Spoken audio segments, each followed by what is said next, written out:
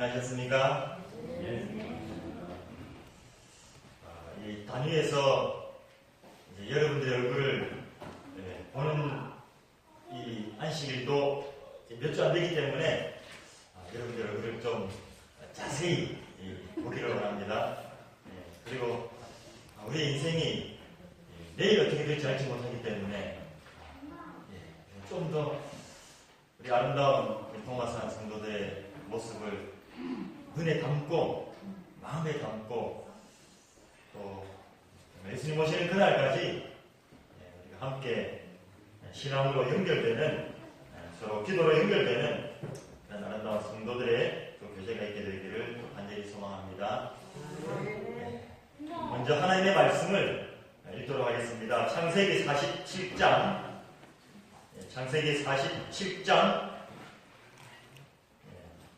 8절과 9절에 있는 말씀을 먼저 읽도록 하겠습니다. 하나님의 말씀 창세기 47장 8절과 9절에 있는 말씀입니다. 바로가 야곱에게 묻되 내 나이가 얼마냐? 야곱이 바로에게 아뢰되 내 나그네 길의 세월이 130년이니라. 내 나이가 얼마 못 되니 우리 조상의 나그네 길의 연조에 미치지 못하나 험악한 세월을 보내었나이다 하고. 아멘.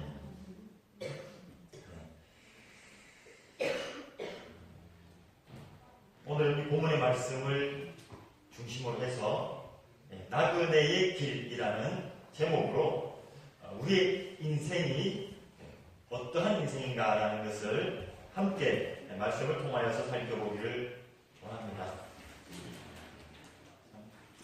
우리가 잘 아는 대중가요 속에서도 인생은 나그네 길, 어디서 왔다가 어디로 가는지 알지 못하는 그러한 길이고, 성경의 시편 90편의 말씀에도 보면 우리의 연수가 70이고 건강하게 우리 관리를 잘하면, 강건하면 80이다 이렇게 말씀하시고 있어요.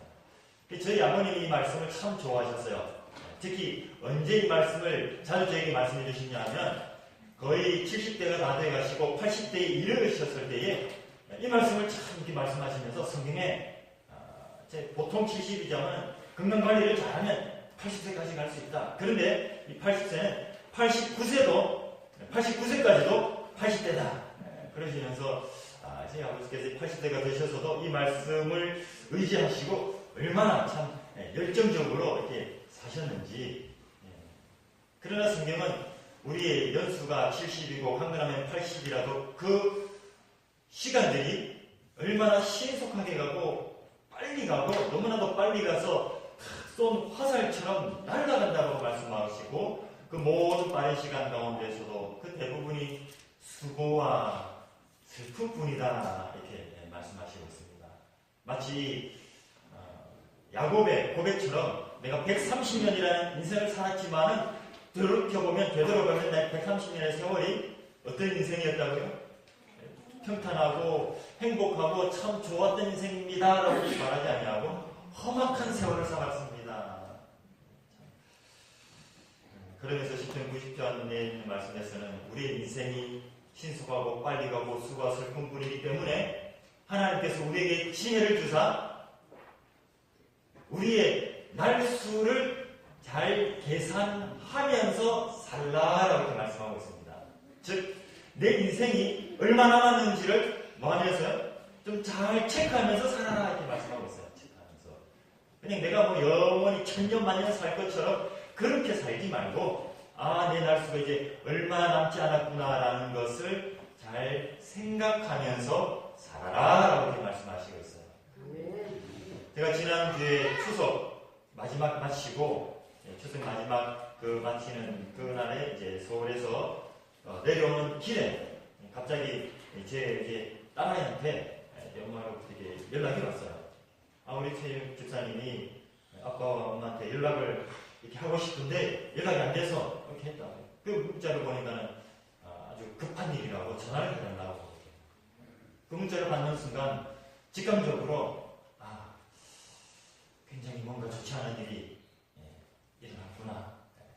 전화를 저희한테 보니까 아니나 다를까 우리 이제 김대순 지사님께서 그날 오후 3시에 돌아가셨다는 소식을 전해졌고, 그 소식을 듣고 이제 고속도로를 운전하면서 내려오는데 참, 그래서 제가 제 아내 보고 다른 이야기를 좀 해달라.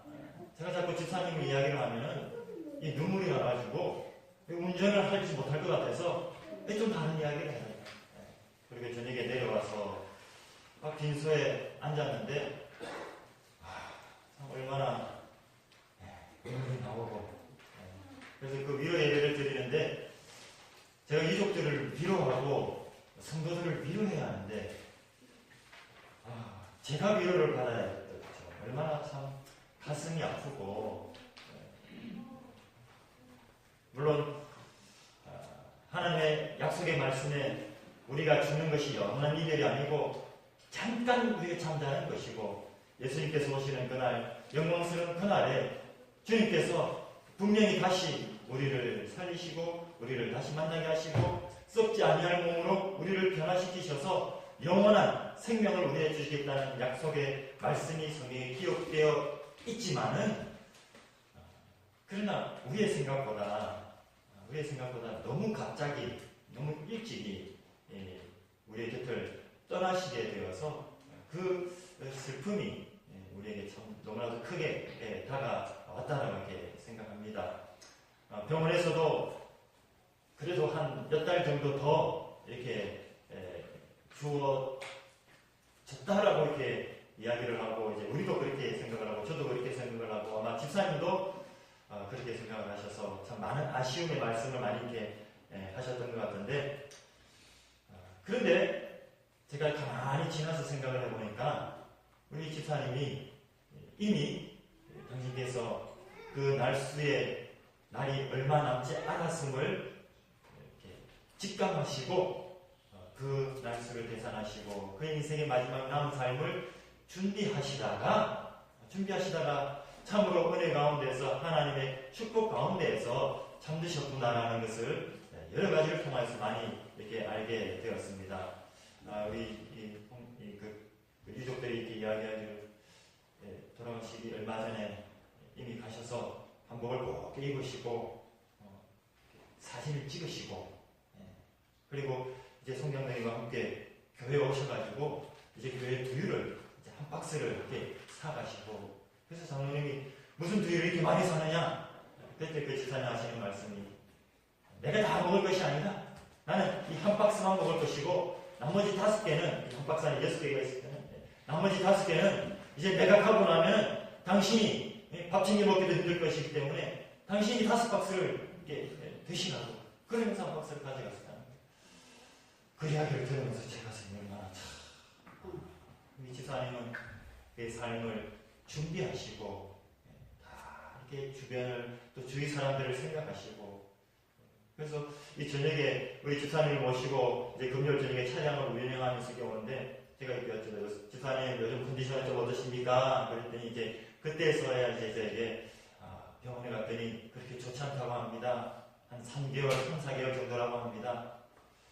그래서 제가 어떻게 위로를 해드려야 될지 몰라서, 집사님, 그거는 의사들이 말하는 일반적인 그러한 사람들의 평균수치고, 집사님은 아주 건강관리를 잘 하시기 때문에 앞으로 1년, 5년 아주 하나님께서 우리 집사님을 붙들고 계실 것입니다. 그랬더니 그 집사님이 뭐라고 말씀하시냐면은, 목사님은 그렇게 말씀하실 수밖에 없으시죠. 저는 괜찮습니다. 그래서 오히려 저를 이렇게 위로하시는 거예요. 그래서 제가 그 말씀을 듣고 제 속에 지금 내가 누가 누구를 위로하고 있는가? 나는 건강하고 나는 삶이 아직 많이 남았고 나는 죽음과는 좀 거리가 멀다라고 생각해서 죽음에 임박한 우리의 집사님을 위로한다고 생각하였는데, 가만히 생각해 보니까는 집사님은 몇 달의 시한부의 인생을 선고받았지만은 저도 역시 마찬가지인 것 같아요. 그 기간이 뭐 1년이 될지 10년이 될지 30년이 될지 모르지만 저 역시도 시한부 인생이구나. 이 시한부 인생을 위로하는 것이 얼마나 참 말이 안 되는 것인가. 그러면서 이 시편의 90편에 있는 말씀을 생각하게 되고, 하나님께서 우리를 향하여서 우리의 인생이 참 천년 만년 많이 남은 것처럼 생각하면서 이것도 해보고 저것도 해보고 이 사람과도 저 사람과도 이렇게 해보지만은, 그러나 성경이 정말 지혜로운 것은 우리의 인생이 끝이 있다라는 것을, 언젠가는 끝이 있다라는 것을 기억하라고 말씀하시고, 그 얼마 남지 않은 기간 동안에 우리가 준비해야 할 것이 무엇인가라는 것을 좀 알아라라고 말씀하고 있습니다.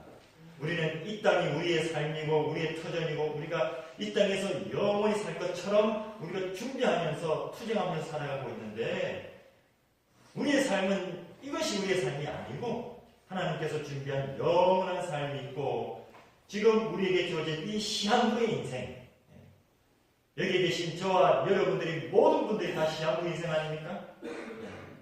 그 기간이 조금 더 기냐 조금 더 짧으냐의 차이지만 결국은 우리가 이 시한부의 인생, 이 삶이 우리의 영원한 집이 아니라 우리는 이 땅은 잠깐 머물다가, 여러분 70년 80년 굉장히 먼 것 같죠? 이제 제가 보니까 한 25세 25 기준으로 25세 전까지는 인생이 참 긴 것처럼 왜 이렇게 시간이 안 가는가. 근데 25세 시간이 끝나고 한 30대 40대 이러면서부터는 시간이 막 날아가는 것 같아요. 그러나 이 많은 것처럼 보이는, 남아있는 것처럼 보이는, 지난주 사경에 갔더니 거기에 이제 장로님들이 많이 계시는데 거의 70대 80대 장로님들이셔요. 근데 그 장로님들이 뭐라고 말씀하시냐면, 요즘 인생은 100세 시대다. 100세 시대이기 때문에 내가 70살이라고 하니까는 하루 24시간까지 보니까 나는 오후 3시다. 그렇기 때문에 아직 나는 내 인생은 많이 남았다. 많은 사람들이 이 땅에서 내 인생이 많이 남았다고 생각하고 이 땅에서 뭘 또 어떻게 좀 잘하면서 살아볼까라고 하지만은, 하나님께서는 우리의 인생이 이 땅의 인생으로 끝나는 것이 아니라 이 땅의 인생은 나그네의 인생이다라는 것을 좀 기억하고 우리가 이 땅에서 뭔가 이루려고 많이 할 것이 아니라 영원한 우리의 생을 위하여서 우리가 어떻게 준비할 것인가, 이것이 우리가 지혜로운 삶이다라고 이렇게 말씀하시고 있습니다. 여러분, 우리가 집을 사면 이것이 내 집이면 우리의 집을 좀 아름답게 꾸미지 않습니까? 근데 우리가 전셋집에 살면은 못 하나 받는 것도 참 조심스러워요. 근데 우리가 전셋집도 아니고 여행을 가서 뭐 여관이나 뭐 호텔에 우리가 하룻밤 머문다고 한다면 그 하룻밤 머무는 그 장소가 좀 불편하고 전등도 마음에 안 들고 이불도 마음에 안 든다고 해서 내 마음에 드는 걸로 다 이 친구도 바꾸고 장식도 바꾸고 책상도 바꾸는 사람은 없지 않습니까? 불편하지만 여기는 내가 잠깐 하룻밤 이틀밤 머물다가 떠나는 곳이기 때문에 그냥 그곳에서 지나다가 내가 있는 집으로 돌아오는 것처럼. 그러나 이 땅에 많은 사람들은 우리가 돌아가야 할 집이 있다는 사실을 좀 잊어버리고 여기에 머무는 나그네 인생으로 머무는, 어떻게 보면 잠깐 머무는 이 땅의 삶 속에서 내가 영원히 살 것처럼 우리의 모든 에너지를 쏟는 그런 모습들을 보면서 성경은 우리에게 정말 지혜로운 사람의 삶이 어떠해야 할 것인지, 영원히 변치 않는 그 삶 속에서 우리가 준비해야 할 것이 무엇인가라는 것을 좀 알만하고 이렇게 말씀하시고 있습니다. 그러므로 여러분들이 이 한 해 동안도 여러분들의 시간과 노력을 투자하실 때에 없어질 것 때문에 여러분들의 시간과 노력에 많은 투자를 하시기보다는 없어지지 않을 것을 위해서 더 많이 시간과 노력을 투자하시게 되기를 간절히 바랍니다. 없어지지 않을 것이라는 것은 우리가 하늘나라에 가져 들어갈 것이고, 없어질 것은 우리가 하늘에 가지 못할 것인 것입니다. 여러분, 우리가 지금 가지고 있는 것들 가운데 하늘에 가지고 갈 수 있는 게 뭐가 있을까요? 집을 가지고 가겠습니까? 뭐 차를 가지고 가겠습니까? 내가 입고 있는 옷을 가지고 가겠습니까? 아니면 내가 이렇게 쓰고 있는 이 얼굴을 가지고 가겠습니까? 여러분, 요 얼굴도 우리가 하늘에 가져갈 게 아닙니다. 근데 이 얼굴을 하늘에 가져갈 것처럼 요거 주름 지는 거 이거 좀 어떻게 해보려고 뭐 주사 맞고 뭐 바르고 물론 우리가 이 땅에 있는 하나님의 영광을 위해서 우리의 건강의 관리를 잘하는 건 필요하지만은, 그러나 여전히 우리가 너무 많은 에너지를 쏟기보다는 하늘에 가져갈 것. 하늘에 가져갈 것은 하나밖에 없다고 하지 않습니까? 무엇입니까? 우리 품성이, 우리의 마음이에요. 우리의 생각인 것입니다. 그래서 우리의 품성과 우리의 생각을 좀 예수님처럼 바꾸는데 우리가 더 많이 노력하고 더 많이 기도하고, 근데 예수님을 믿고 신앙생활을 하고 20년, 30년이 지나도 20년 전에, 30년 전에 나의 모습과 그렇게 다르지 않다고 한다면, 여전히 20년 전처럼 내가 미워하는 사람만 보면 그냥 나도 모르게, 내가 싫어하는 소리를 들으면 나도 모르게 여전히 그렇다고 한다면, 우리가 하늘에 가서도 우리가 그런 마음을 가지고 갈 수는 없지 않겠습니까? 그래서 우리의 시간과 우리의 기도와 우리의 노력과 우리의 모든 것들을 하늘에 가져가는 이것을 위하여서 우리가 더 많이 기도하는 한 해가 되시기를 바라고, 우리의 품성을 변화시키고 작년보다는 변화된 우리의 품성을 가진 올해가 되고, 올해보다는 더 예수님을 닮는 내년이 될 수 있도록 우리가 더 노력하고 하나님께 매달리고 하나님께 간구하는 그런 우리 성도들이 되기를 간절히 바랍니다. 오늘 이 야곱은 그의 삶을 통하여서 그의 인생이 험악하였지만 하나님께서 그를 어떻게 인도하셨고 그의 삶을 어떻게 하나님께 드렸는가라는 것을 이 본문의 말씀을 통하여서 우리에게 잘 말씀해 주시고 있습니다. 이 야곱은 130세 때에, 참 적은 나이가 아니지 않습니까? 130세 때에 애굽으로 들어가게 되었어요. 근데 이 야곱이 애굽으로 들어갈 때에 참 많이 고민을 했습니다. 많이 두려워했어요. 많이 염려를 했습니다. 그 말씀이 그 앞장에 46장에 등장을 하고 있습니다. 46장 1절의 말씀에 보면 이스라엘 야곱이 야곱강에서 하나님을 만난 다음에 하나님께서 야곱을 향해서 내가 다시는 너를 야곱이라 부르지 아니하고 이스라엘이라 하리라. 그래서 이스라엘이 야곱입니다. 모든 소유를 끌고 브엘세바에 이르러 그의 아버지 이삭이 하나님께 희생 제사를 드리니, 이 말씀은 야곱의 인생을 통하여서 그 수많은 고난과 고통과 역경을 경험하고 난 다음에 이제 그가 정착하였을 무렵에 야곱의 일생은 정말 태어날 때부터 험악한 이 운명을 타고 태어난 것처럼 보여집니다.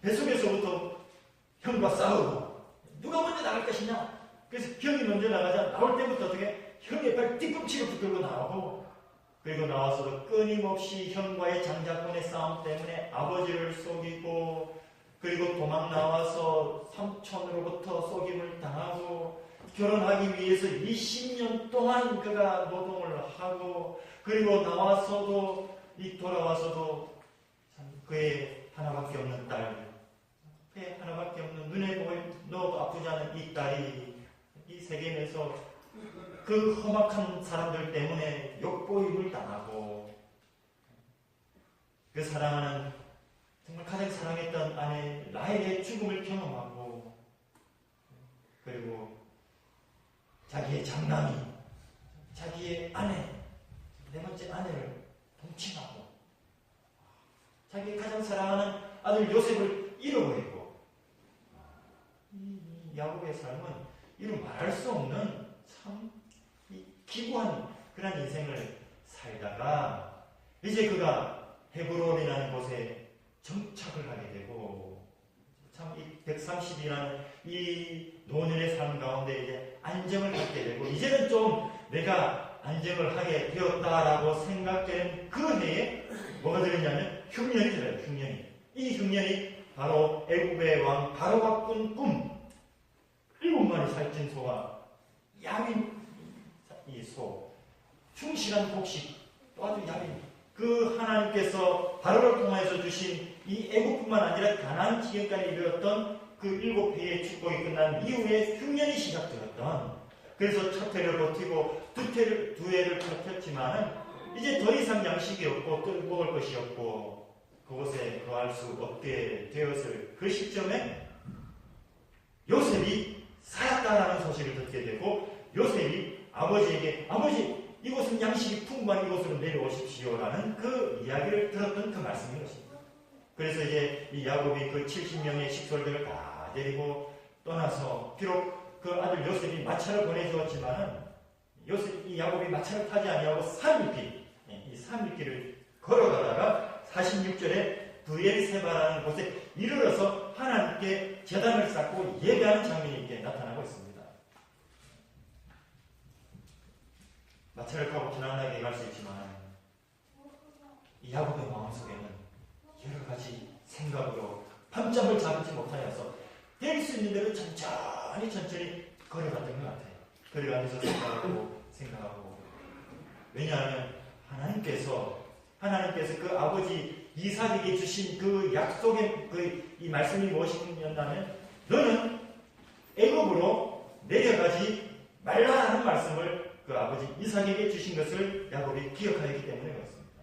왜냐하면 그 할아버지 아브라함이 그 가뭄을 통해서 애굽에 잠시 피해 있다가 그 아내인 사라를 자칫 잘못하면 잃어버릴 뻔한 그 현험을 기억하기 때문에 하나님께서 이삭을 향해서는 애굽으로 내려가지 말라.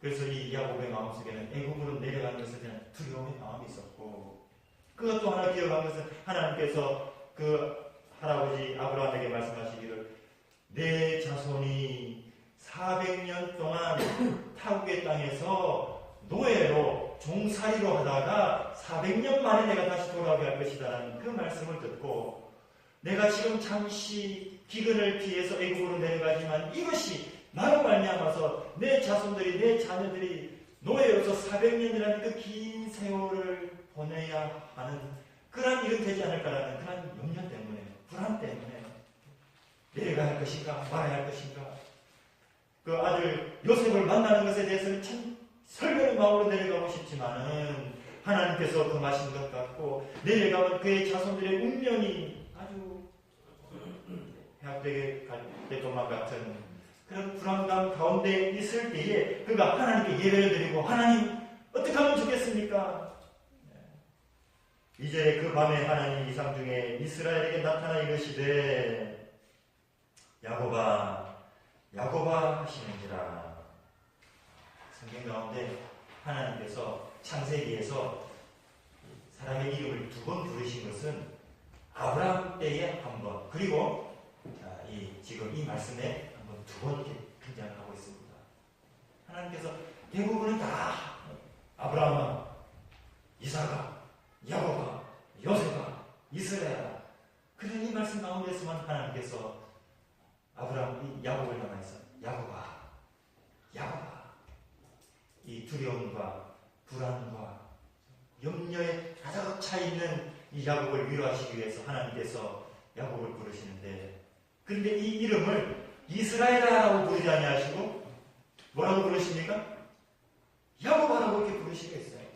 하나님을 만나고 하나님과 싸워서 이기고 하나님으로 말미암아서 거듭난 그 이름 이스라엘아라고 부르지 아니하시고 하나님을 만나기 이전에 자기의 육신이 여전히 살아있고 여전히 하나님께서 나를 부르셨다는 확신이 있지만 자기를 꾀를 동원하여서 자기의 방법을 찾던 이 약삭빠른 이 옛사람의 이름을 하나님께서 부르시면서 야곱아 하나님께서 우리가 어떤 존재인가를 아시고 비록 우리가 예수님을 믿고 침례를 받고 하나님을 믿는 신앙을 한 지가 20년 30년이 되었다 할지라도 우리가 넘어질 때에 우리가 쓰러질 때에 우리를 향하여서 너 왜 이거밖에 안 되느냐? 네가 왜 하나님의 백성으로서 남은 자손으로 왜 이렇게밖에 하지 못하느냐라고 책망하거나 꾸짖거나 하지 아니하시고 우리의 옛사람의 옛 상태가 우리의 본성이 어떠한 것인가를 아시고 야곱아 네가 어떠한 상태인 것을 안다. 네가 어떠한 존재인 것을 안다. 네 마음이 어떠한 것을 내가 안다라는 위로의 말씀을 하나님께서 주시기 위하여서 나타나 있음을 이렇게 봅니다. 3절의 말씀에서 말씀하기를 하나님이 이르시되 나는 하나님이라. 나는 하나님이라. 너를 이 헤브론에서 애굽으로 가라고 명령하고 계획하고 섭리한 이 모든 것들이 바로 나의 손 속에 있다는 나의 섭리 속에 있다는 하나님 약속의 말씀은 나는 하나님이라 내 아버지의 하나님이니 애굽으로 내려가기를 두려워하지 말라. 내가 거기서 너로 큰 민족을 이루게 하리라. 4절의 말씀에 보면 내가 너와 함께 애굽으로 내려가겠고 반드시 너를 인도하여 다시 올라올 것이며, 이 말씀 속에 이 원어의 말씀에 그런 말씀이 있다, 그런 의미가 있다는 거예요. 내가 너와 함께라는 이 말씀 속에는 몸소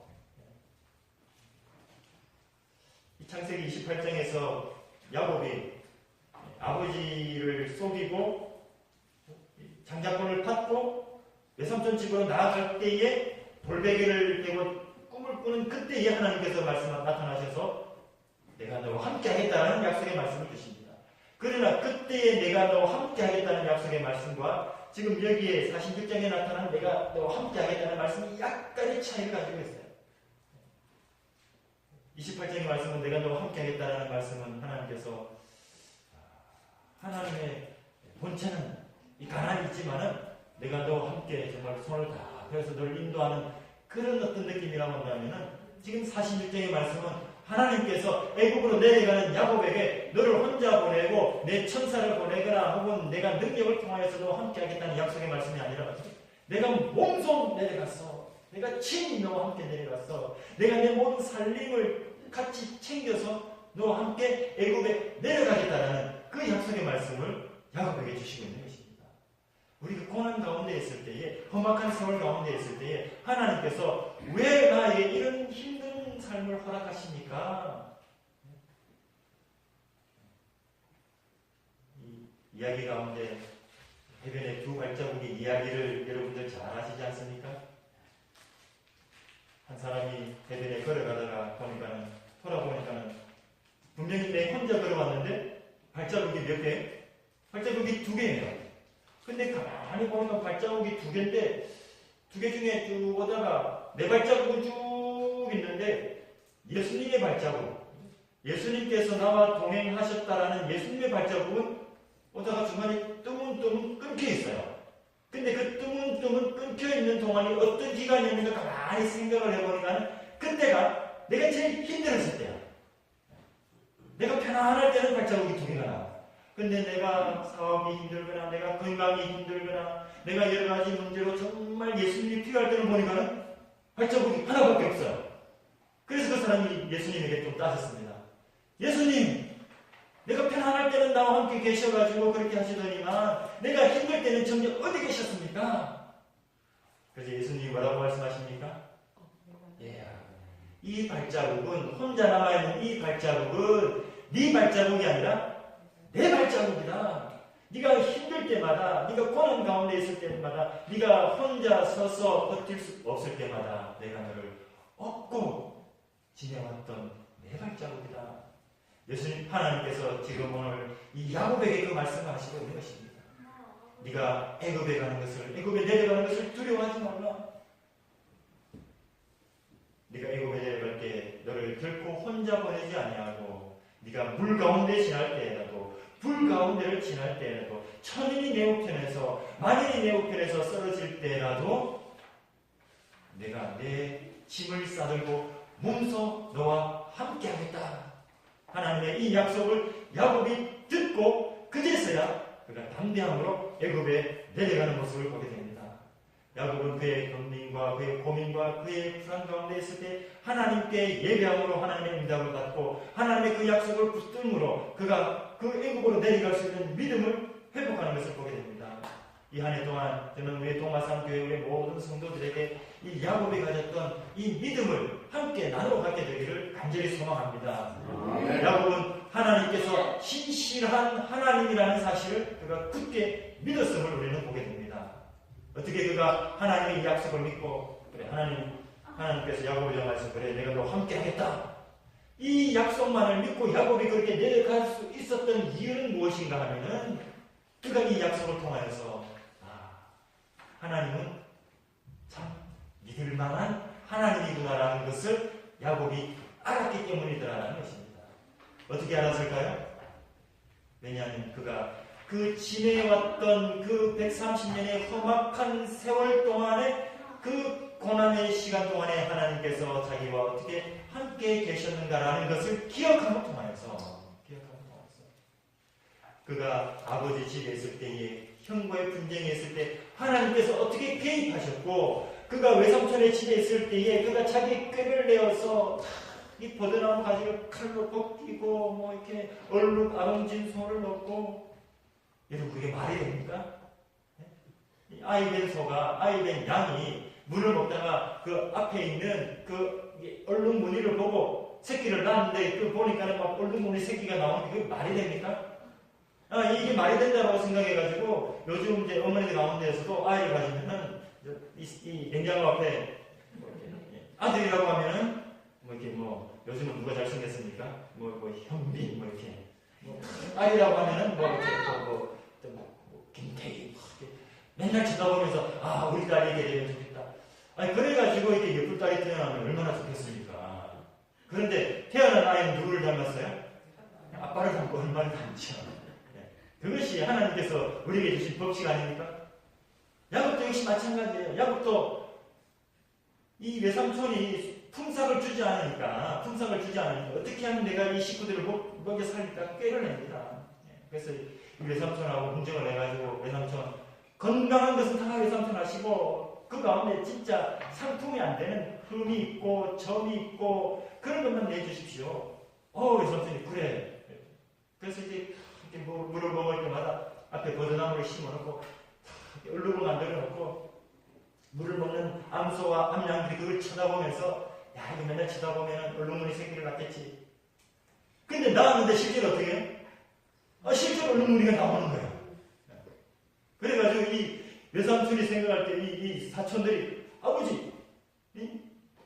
아버지 재산이 점점 줄어들고 이 굴러온 이 야곱의 재산이 점점 늘어나니까 쫓으십시오. 그 정도로 그냥 얼마나 재산이 많이 늘어나는지. 근데 돌이켜 생각해 보니까 야곱이 이제 그의 삶을 돌이켜 생각해 보니까 자기가 그렇게 꾀를 내서 아버지를 속이고 자기가 그렇게 꾀를 내서 외삼촌을 속이고 자기가 그렇게 꾀를 내서 지금까지 살아온 모든 것들이 내가 지금 있는 것들이 내 꾀 때문이다라고 생각을 했는데 돌이켜보니까 그 꾀 뒤속에 그 야곱의 이 엎어러진 그 많은 사고 속에 그것을 쫓아다니면서 수습을 했던 그 분이 하나님이셨구나라는 사실을 야곱이 알게 되었더라라는 것입니다. 그래서 내 인생이 내 혼자가 아니고 지금까지 하나님께서 함께 하셨다는 사실을 확인하게 되자 하나님께서 앞으로 내가 너와 함께 하겠다는 이 약속도 야곱이 믿을 수 있더라라는 것입니다. 그래 주시고 내가 너와 함께 하겠다는 성경의 말씀을 통해서 내게 응답을 주실 때에 정말 하나님께서 나와 함께하는 한 해가 되겠습니다라는 믿음을 가질 수 있는 그 비결은 무엇이라고요? 지금까지 내가 살아온 삶 속에 하나님께서 어떻게 나와 함께 하셨는가라는 것을 우리가 발견하는 그런 믿음이 필요하더라라는 것입니다. 야곱처럼. 그런데 어떤 사람들은 아직까지 이 야곱의 믿음을 갖지 못해가지고 여전히 지금까지 내가 잘 성공해온 이유가 뭐 때문이라고 착각하는 사람들이 많아요. 내 재주 때문에, 내 꾀 때문에, 내 운 때문에 지금까지 내가 버텨왔어 라고 여전히 착각을 하는 이 세상에 많은 사람들이 얼마나 많이 있습니까?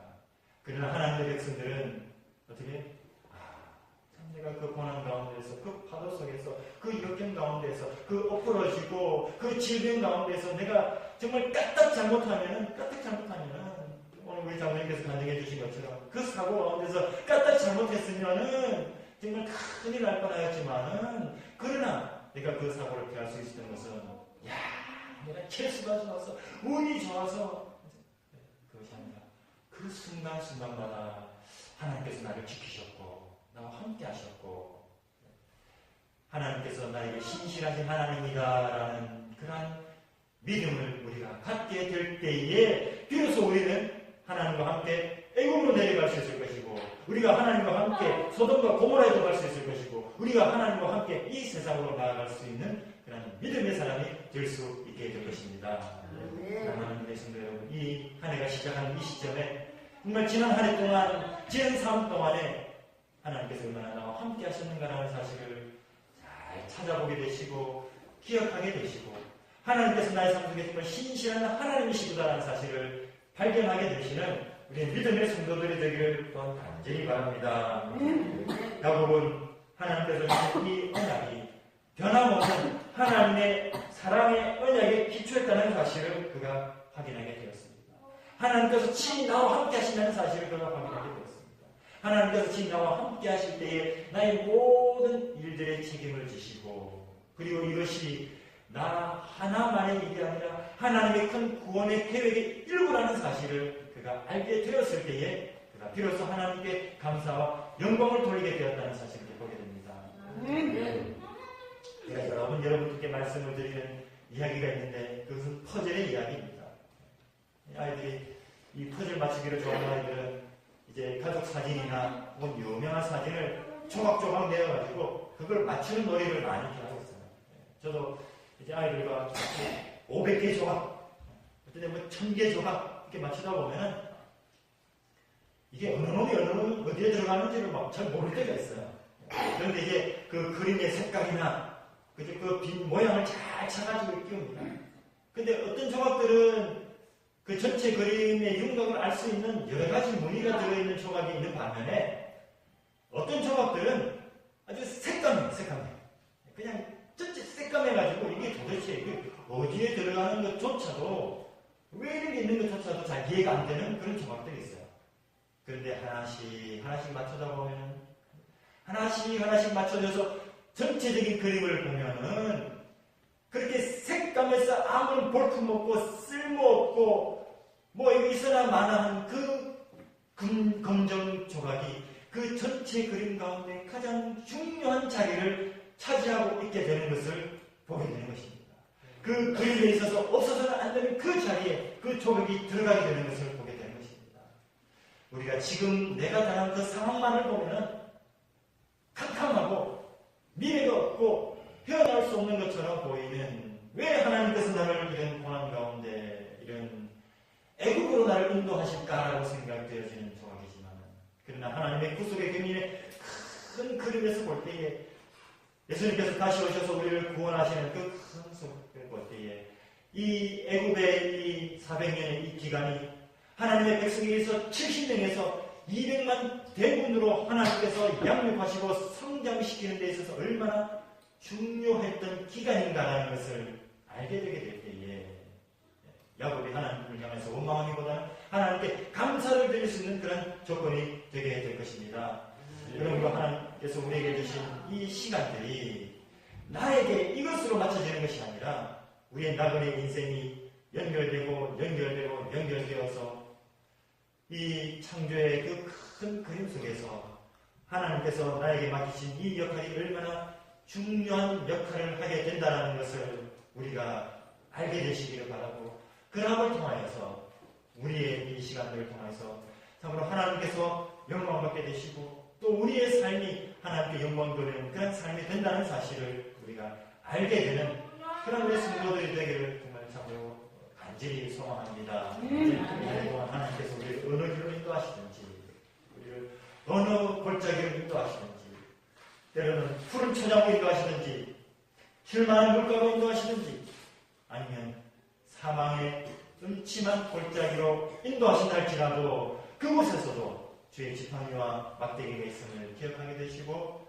하나님의 인도하심을 여러분들이 꼭 붙들게 되시고 그리고 그 과정들이 다 통과하게 되었을 때에 참으로 하나님께서 나를 성장시키시고 나의 품성을 단련시키시고 그리고 이 교회를 위해서 우리 가정을 위하여서 참으로 나에게 이런 중요한 시간을 허락하시구나라는 감사의 고백이 이 한 해가 마쳐질 때 우리 모두에게 다 나오게 되시고 들려지게 되시는 복된 한 해가 되기를 간절히 소망합니다. 하나님의 은혜와 공의 축복이 우리 동반산 교회와 우리 모든 성도들의 가정에 올 한 해 동안 풍성하여 주시기를 간절히 소망하며 말씀을 마치겠습니다.